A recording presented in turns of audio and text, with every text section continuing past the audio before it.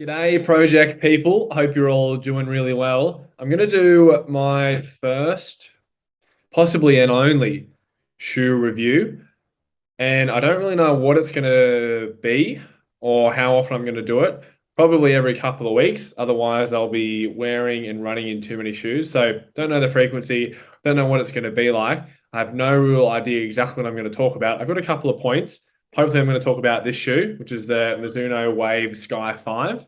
And yeah, one of the reasons why I wanted to do this was a little bit of a background, a little bit of context. So, I work and teach and lecture at the University of Newcastle in podiatry and specifically lecture in biomechanics, which is basically the movement of the lower limb. So I'm really interested in footwear, lower limb biomechanics, and probably more so running. So a lot of students ask me, a lot of patients ask me, other podiatrists ask me, other runners also ask me lots and lots of things about shoes, uppers, midsoles, carbon plates, all that kind of stuff.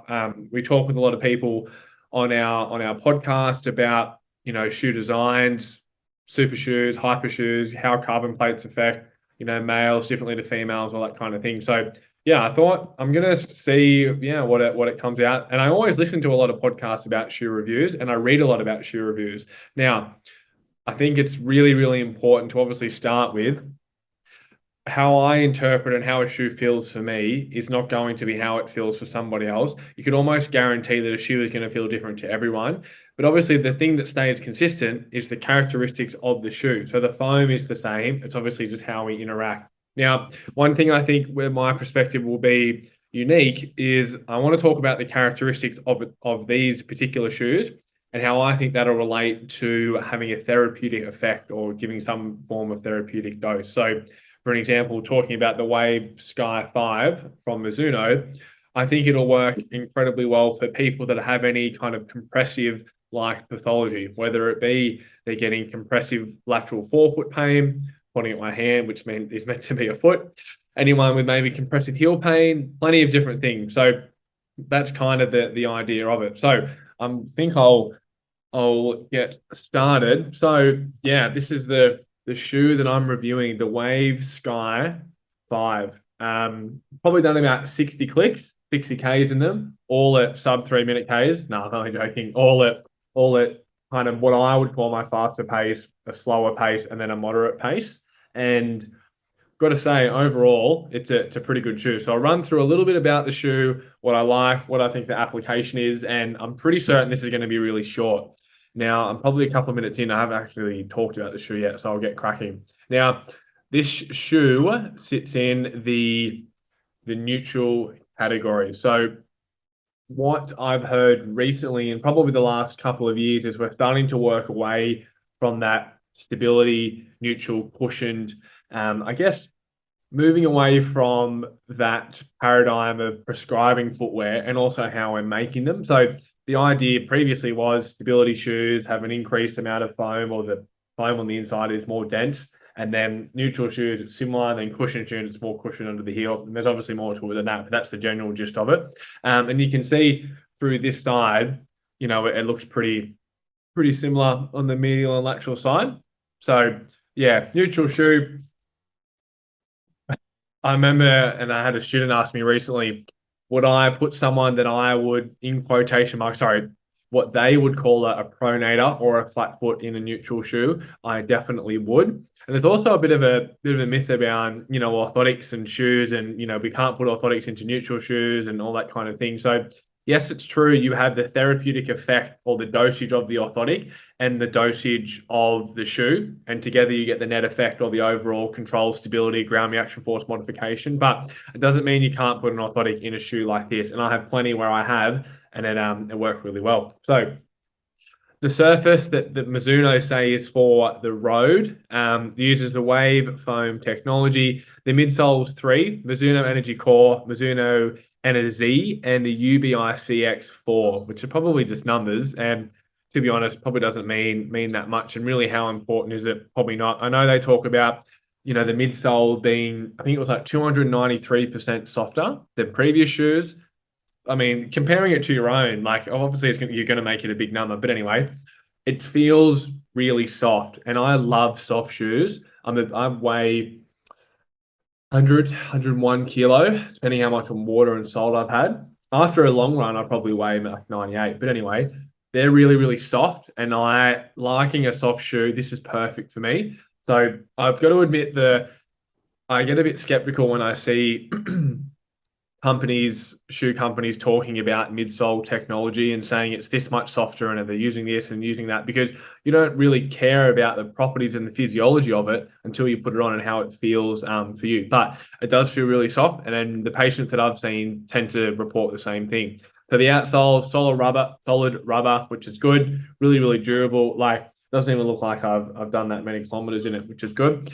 The arch they talk about being neutral to high. So one consideration for, and this is going to be more specific to people that use orthotics, if you're putting someone, I'm trying to think of a good example. Someone would say adult acquired flat foot, and you've used a big medial flare because of the positioning of the shoe and how deep it is. You're not able to fit as much in through the arch. You can still fit relatively the same amount in the shoe, but if you've got a big medial flare, it's likely that it's going to push up too high and irritate, and you'll have to drop it down and just a bit harder to manage. Similar with the hopper as well.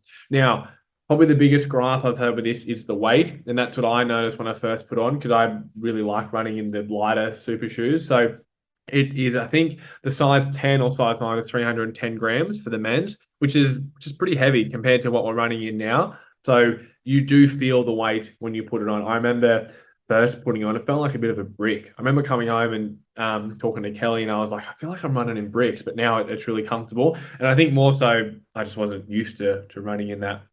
Now as well, midsole drops around 8 millimeter. So drop, you got the heel, you got the forefoot. If this is 20 mil high and this is 10 mil high, that would be a 10 mil drop.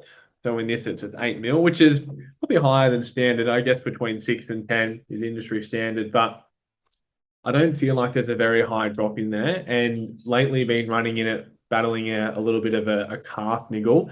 When I put it on, I don't feel a huge difference. Where if I put another shoe on that's got the same amount of drop, and there's other characteristics that contribute to sagittal plane motion and rolling back and forth.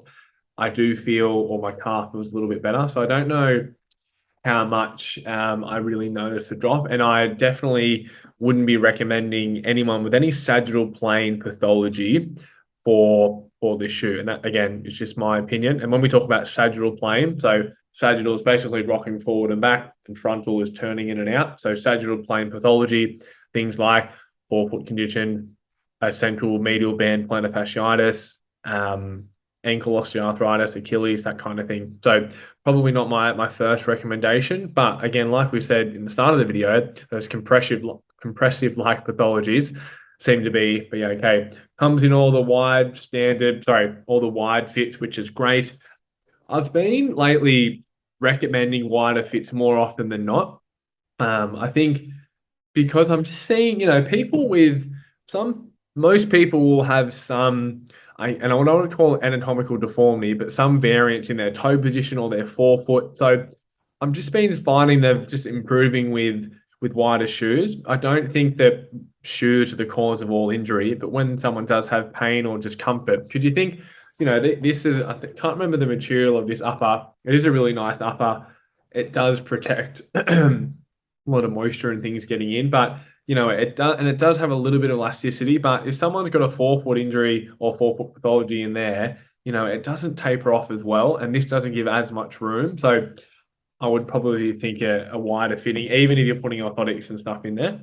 So I'll quickly touch on the foam, which again, I think the foam technology is cool, but it's more so how people respond to them. And, everyone's got the best foam in the market, but they use, as I said, the Mizuno Energy Core, and that runs from heel to toe. And then, just looking at my notes, and the UBI CX4 and the Mizuno NZ, which they use with the Z. That is pretty cool. But overall, protective cushioning, I think it's pretty responsive, which is good from a shoe that does feel this heavy. Comfortable fit, which was great. I don't know, the aesthetic wise, it looks okay. I don't know about the blue. They do come in black and other colors, but the weight was the biggest thing for me because a lot of people run in really highly cushioned shoes now that are usually under 300 grams. people will notice this when they put them on. If anything, you can also say it's a bit of a strengthening exercise wearing shoes like this, but this sits in my rotation at the moment for a shoe between around 5 to 20 kilometers when I'm just looking to go slow to moderate. Obviously, not a faster shoe in my opinion. Doesn't mean that it can't be for you, but recommendations: compressive like injuries, forefoot pathologies, compressive heel pain, maybe even ankle or subtalar joint osteoarthritis. Even again with that pitch, you could also look maybe people with knee osteoarthritis with some shock attenuation and things like that. So yeah, interesting. And I think it's overall a good shoe. If it was a little bit lighter, it would be awesome. And that's probably all I've got to say about this shoe. Oh, last thing, the fit and whether this should be the position of the upper around the midfoot. When I put my foot in there, and whether it be just the anatomy and my biomechanics, I do have to do the lock, the lacing lock on there because I feel like my foot slides a little bit. Like some people have issues with that, but generally those people have issues with all shoes, whereas I don't have any other shoes where I have issues. It's generally just this shoe. So yeah, I would always, and I recommend for patients to do the heel lock lacing anyway, just to help out and have that in there. But good fit, comfortable, soft. It's just the weight. Other than that, good for compressive injuries and make sure you lock the laces down. All right, guys. Thanks for having me.